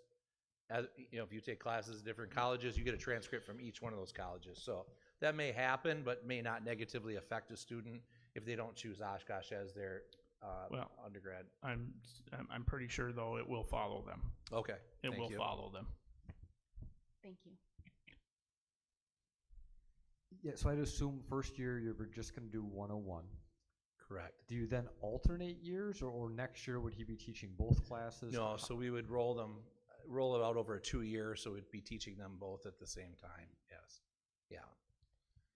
So a little bit of a downside is, and I think I put a bullet point there, I'm not sure if it followed it, but the downside a little bit is we're taking a little bit of risk in the social studies department, that some of those students that would take other electives would sign up for 101 or 102, but it's offset a little bit. This is where I apologize, my wording was a little confusing, but tried to explain it. It's offset by at least one section with government. We'd be running one fewer section of American government because those students would be wrapped into the 102 class. I have one more question then. So we would hit all the standards for the U.S. government, and they would still be required to take the citizen test. Is that correct? Yep, the civics test is required, yes. Civics test, is that what it's Yep. called? Okay. Yep, absolutely. Yeah, but I think, where you go? Go ahead. No, go. No, but very exciting, I think, be able to reestablish relationships with the colleges, take a look at some of the opportunities, the EL study hall, I think that's huge, and the fact that we can establish that moving into the next semester here would be important. Interior design and the theater curriculum, we take a look at open enrollment opportunities, and hitting on the interests of our students. Mr. Russ, I just want to clarify, I know we said partial or up to full-time. As of right now, that we could do that as a 0.5, correct? I think when you and I spoke about that, Yeah, right? it really depends on the number of kids who register. Yeah. And that's the whole thing. If we have all 6 classes with a lot of enrollment and we can fit it all into the schedule, we could look at it 1.0, or if we run 3 classes each semester, you're looking at a 0.5. So we really won't know the staffing impact until we get those registration numbers. But it could be, if it really pans out that a lot of these kids are very interested in it, but it'll be rolling out very similar to 101. You got to take acting 1 before you take acting 2. So it may take time to build up to more FTE. Right, that's phenomenal. All right. So with that, I'd entertain a motion to recommend the full board the approval of the new courses as presented for the Sparta High School and be placed under consent. I'll make a motion to approve the full board new courses for the Sparta High School under consent. I'll second that. Perfect. So motion by Mr. McKenna, second by Mr. Wells to approve the courses as presented. Any further discussion? All right. Hearing none, all those in favor say aye. Aye. All those opposed say nay. Motion moves forward. 5-1-1. Thank you. Thank you very much. Moving on, we are going to item 3E, discussion possible recommendation to approve possible future focus areas for the Board of Education. Mr. Russ. Yes, this is coming right off the workshop on Thursday of last week. And before I get to the finding or the summary of the workshop, just wanted to bring back our board goal. We'll have a report out in January to the board how we're doing. But the two reasons: one, to always bring it back to our goal of improved district wellness and achievement through the implementation of SEL. But we also went through the similar process when we started looking at these focus areas. We had a workshop, we had a round table, we had a lot of ideas, we used butcher paper and had a lot of good discussions with that. So coming out of the workshop, just from the workshop, the priority focus area from the workshop on December 7th was community engagement, followed by, in no particular order, staff retention, local business relationships, all-day pre-K, success in co-curriculars, and open enrollment. So today the board can discuss a potential recommendation to the full board on Monday about establishing the focus areas or priority areas for our district. All right, thank you. Questions, comments from the board? Anyone want to kick us off with thoughts, recommendation, direction?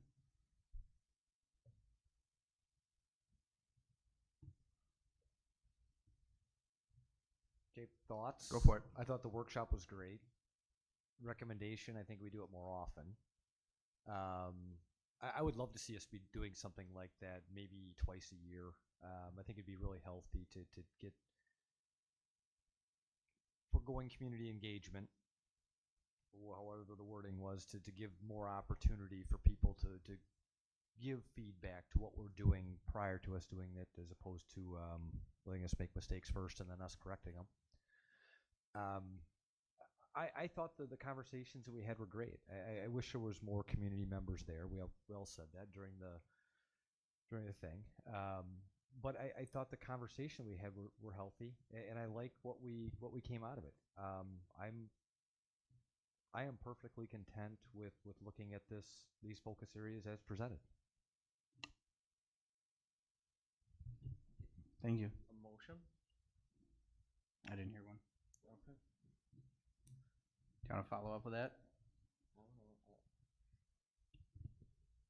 I like it. I think there was a lot of thoughtful discussion, and even though I don't even remember what I wrote down, but even though a lot of my ideas didn't end up on it, really appreciated to see what we value, and I respect not just the board's direction and the few communities members' direction, as well as administrative direction, that we need to nail hard on community engagement, which I agree with, and that all these other things are pretty useful. Is there any other discussion? Does anyone else want to say anything? I just have a question. Go for it. Was there talk of possible committees forming for some of these ideas?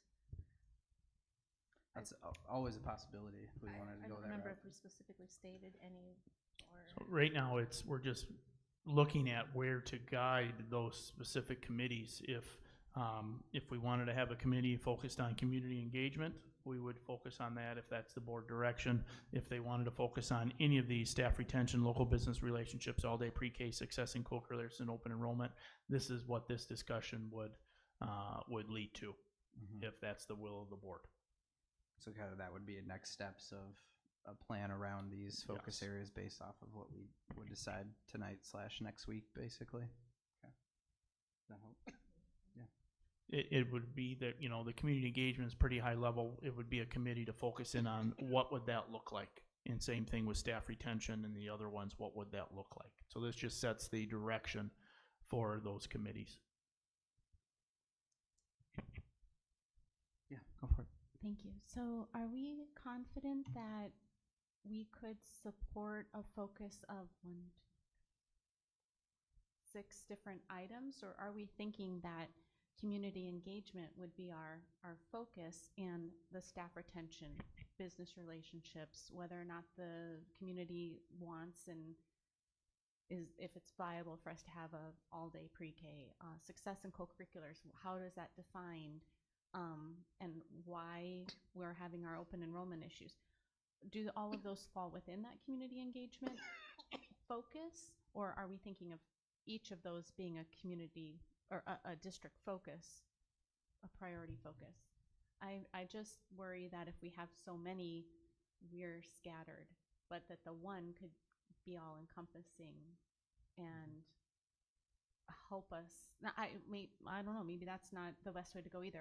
Maybe we need to have them broken out. I just am asking what other board members think. Yeah, do you want to go?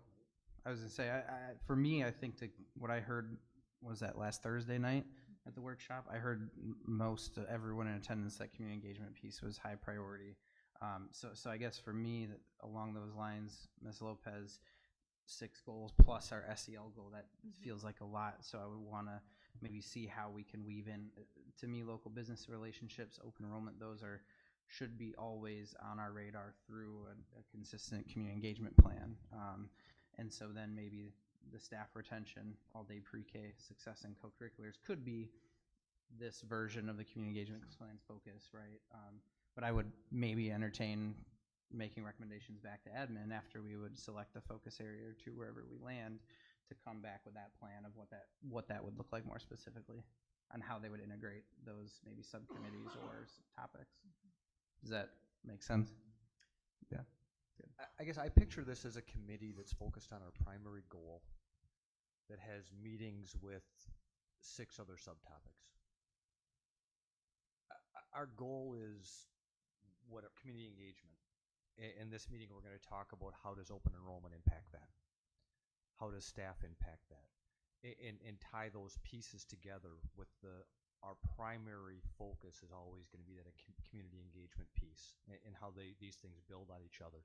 I think you're right. If we go in and we just have 6 separate committees, it may feel good, but I don't think there's any results that come out of it. And I think that's why this is stated or was stated the way it is. Community engagement through the use of 1, 2, 3, 4, 5, 6. So if that's a year, 6 months or whatever, this committee is going to meet once a month, and this is the focus this time, and this is the focus next time. I think it's laid out pretty clearly that way. Thank you. Other comments, questions?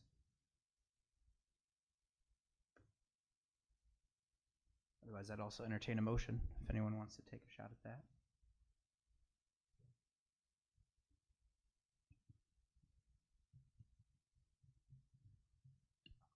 And if there is no motion, we can move on to the next agenda. I make a item, motion to recommend approval of future focus areas and priority areas for the Boards of Education to the full board. I missed that. Did you say as presented? I certainly didn't, and I will as presented. Okay. So motion from Mr. McKenna to move recommendations to the full board of focus and priority areas as presented. I'll second that. Second by Ms. Lopez. Any further discussion or questions? Yeah, Mr. I just want to confirm Mr. McKenna, that community engagement is the focus area, but with the following topics to be addressed specifically: staff retention, local business relations listed, and we can establish the order in our first meeting. Perfect. Thank you. That's how I heard it. Is that how you heard it? Yes, sir. That's correct. I know all day pre-K showed up on there often. I personally don't believe we have the resources to support it. So it's pretty hard to make a goal that's not as achievable as we want, or maybe Sam's got a point. And I think that's why we go through this exercise, to see what our reality is, and we can move forward with the future about what that is. So I don't want to say that I know that we can't do that, because let's establish our current reality and what it could look like, or what kind of partnerships we can move forward to envision what it would look like. And if we can't do it with our current resources, we would bring back to the board and say, hey, what kind of resources do we need to do to make this happen? So I wouldn't necessarily say that I know that it can't happen. I'm not saying that we can do it tomorrow, but I think that's a reason why we have these focus groups, saying what would it look like today. So. Yeah, absolutely. Just like we approved to recommend those courses in the high school that are exciting and interesting to the students that we have now, this is our opportunity to engage with the community in things that they are we think that they are very interested in. So I think that's a great idea.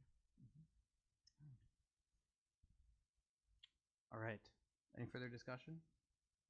Otherwise, we can head to a roll call vote. Ms. Markred? Mr. Wells? Yes. Mr. McKenna? Yes. Ms. Behrens? Yes. Mr. Burns Gilbert? Yes. Ms. Lopez? Yes. All right. Motion passes 5-0, 2 absent. Thank you all for that. And yeah, thank you too. I really appreciated that workshop. I meant to say that earlier. It was really good to spend the time connecting with each other, especially with admin, community members, and just being able to a good reminder of how far we've come in the last few years, and that collaboration and what that looks like, and how we can keep that regular through a community engagement plan. It's good. All right. Should we move on to, what are we at now? 3F, discussion, possible recommendation to approve the 23-24 budget revisions. Ms. Hauser?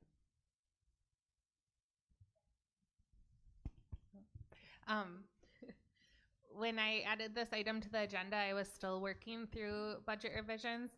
I'm happy to report that we don't need to take any action tonight. We are, for the most part, right on schedule with our budget revisions and our actual activity. So I'll review again in January and see if we need to post any budget revisions, but I feel comfortable at this point not posting any official budget revisions and continuing to monitor another month's worth of activity. The only notable adjustments were pretty minor, actually. Revenue, our impact aid came in about $20,000 higher than what we planned. That's aid that we received for Fort McCoy being within our district. We also had some sales of equipment, some refunds of prior expenses. In total, revenue is trending about $50,000 higher than what was originally budgeted. Our expenses are trending about $20,000 higher than what was originally budgeted. Particularly, we changed our funding model with our extra time for staff for things like IEP meetings and other meetings. And so we really, did our best to estimate. It looks like we're logging a little bit more time and dollars for that than originally thought. So I increased that. And then also some of our special education costs are just based on the services we need to provide. And it looks like we're trending just a little bit higher than what was originally budgeted. Again, nothing alarming. Overall, good news, and I don't think we need to take any action tonight. Thank you very much. That is good news. Is there anything else? No, so as Ms. Hauser said, no action needed, and if there's an action item in January, we'll plan on bringing it in January. So this will not be on the full agenda for the 18th. Next week. It's assuming that there's no action item. Thank you. All right, with that, moving on to 3G, discussion possible recommendation to approve new clubs at Meadowview under consent. Mr. Sanders. Yeah, thanks for having me. There's a lot of exciting things going on at Meadowview Middle School, and some of these clubs and activities have unpaid advisors, and so I'm kind of here today to advocate for those staff members who are donating their time outside the school day to build relationships with their students and develop some special interests and skills, be compensated for that. So the first one is sport stacking. Other people might call it cup stacking, but it is a growing popular sport. So we currently have some 5th and 6th graders who are interested in this. It actually started a couple years ago. We had a student with an adult with a disability come and showcase this sport to our students.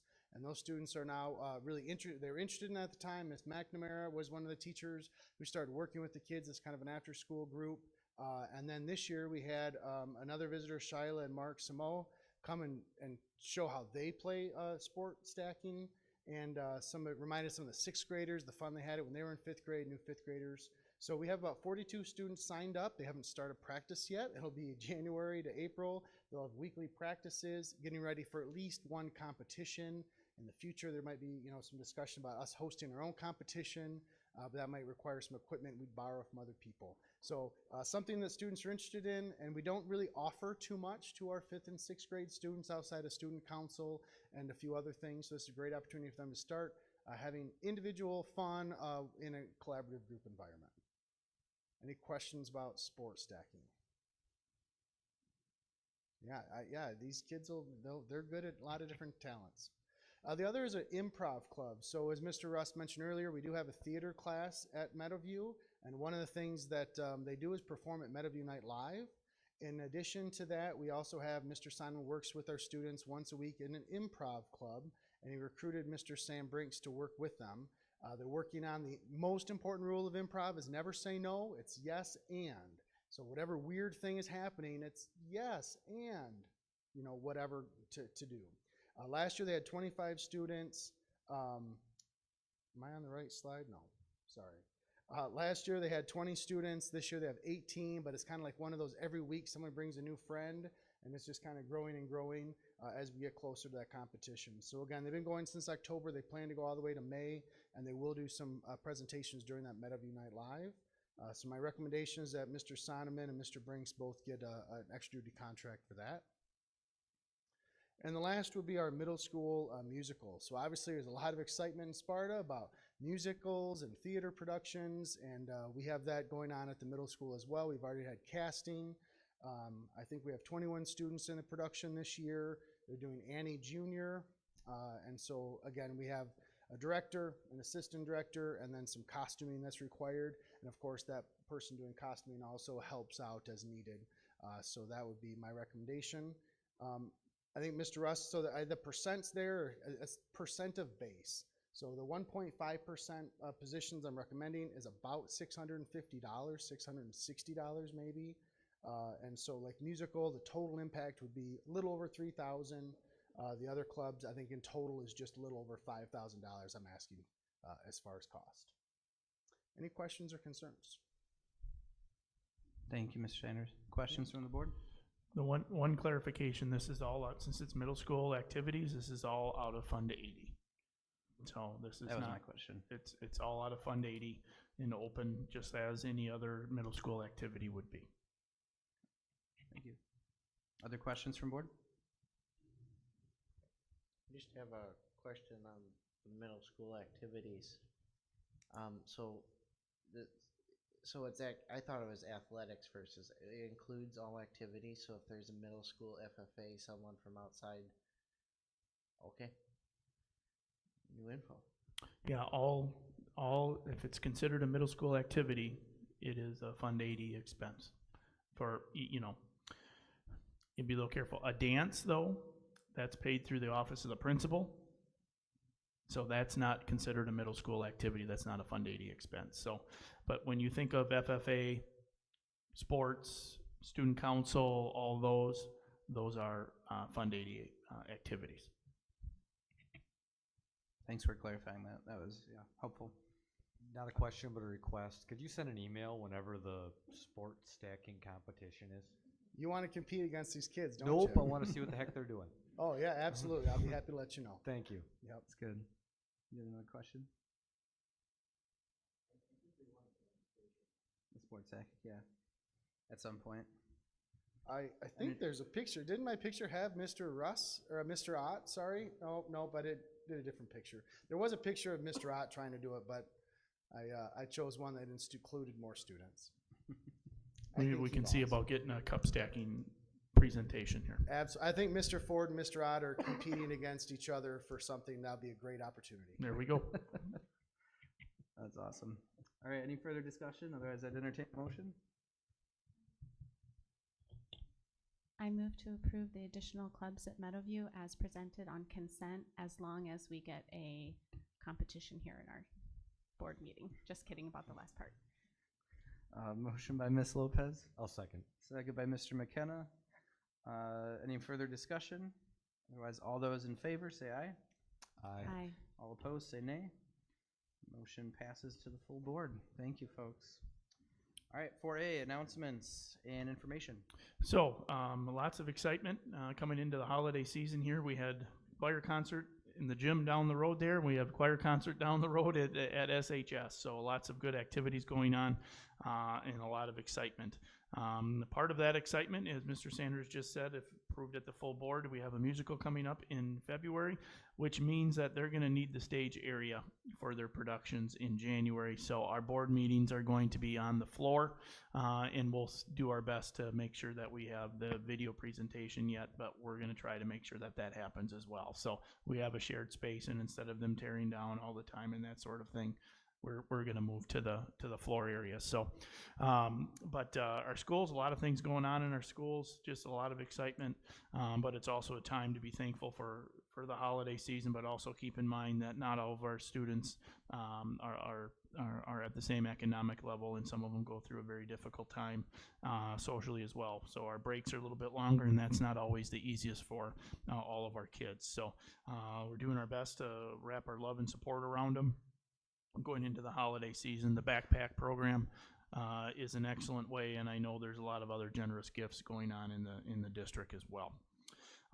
We have our full board meeting on the 18th at 6 o'clock at Meadowview, but before then we have a workshop here at Meadowview about what does it mean to be a board member, where I'm inviting anyone interested in learning more to be about a board member, and I would encourage the current board members to come as well, and there will be an opportunity if you wish to give some comments or ideas of what you feel a board member is like as well. So, and then we have the January 8th committee of the whole, and then our WASB convention's coming up right around the corner in about a month in Milwaukee, and then we have our full board on the 22nd. The full board on the 22nd would be probably the latest we'd want to go to any resolution for any possible referendum in April with the resolution there. And also I wanted to advise everybody that technical changes, we're going through these policies and everything, but part of our policies for technical changes have to be shared with the board. So I wanted to share them at the next board meeting to make sure everybody had them as well. And pending any questions or anything like that, I would look by the end of the week to get these to Neola to get updated. And they're minor, they're considered technical changes per Neola. Thank you, Mr. Russ. Any other announcements? Other than that, entertain a motion to adjourn. So moved. Motion by Mr. Wells, I'll second. second by Ms. Behrens. All those in favor say aye.